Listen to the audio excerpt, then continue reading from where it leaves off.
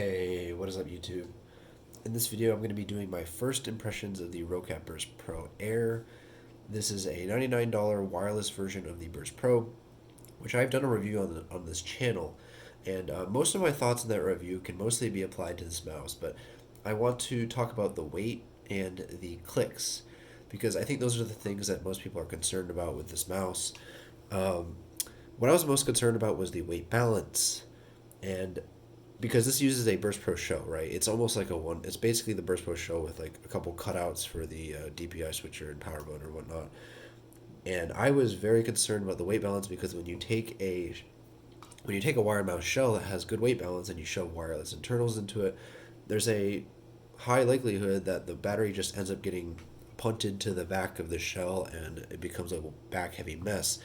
Thankfully, the weight balance is actually super good for an 80-gram mouse.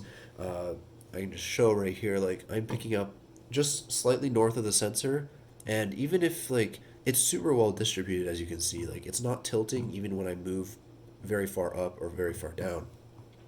So the weight balance is really good, and that's the one saving grace of this mouse, because at 81 grams, if the weight balance was bad or if the weight distribution was bad, this would be almost unplayable.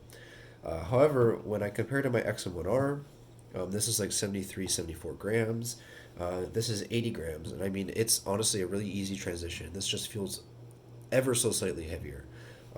So now, it's still disappointing, 80 grams in 2022. Preferably, this would be 70 grams, 69 grams, or lower. However, 80 grams, it is not a big deal, and I will die on that hill. It's actually not a big deal when you play with this. What is a big deal right now is the click latency.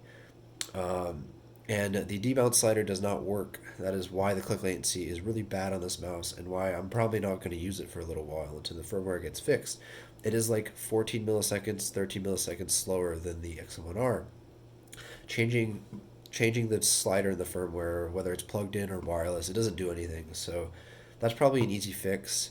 I sent an email off to Roccat support. Hopefully they respond to it. I don't know. But anyway, I want to talk about the clicks as well. And the clicks are they are improved over the original Burst Pro, but they are still not great.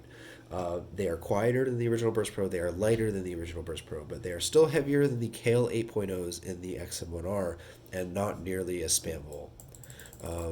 However, the XM1R clicks are actually quite a bit louder, which, like, these are, for mouse clicks, these are really muted. So if you're looking for muted mouse clicks, I would say the Burst Pro Air is actually a good option. Uh, but the click feel, it's not great. It's something you can get used to, no problem, I think. And yeah, the one issue is the click latency. And on that note, the sensor performance is. I saw in Fresh Review's video, he noted that the sensor didn't seem as responsive in wireless mode. Um, and I tested this mouse out of the box. It has like 3 milliseconds of input lag out of the box. However, once you update the firmware, the input latency on the sensor, it goes down to zero compared to the XM1R. So just update the firmware, wait for the click latency fix, and this mouse should be a great mouse. But just stay tuned for my full review. If I make one, honestly, there's not much more to say about this mouse. But yeah, if you have any questions, drop a comment. I'd appreciate a like or subscribe.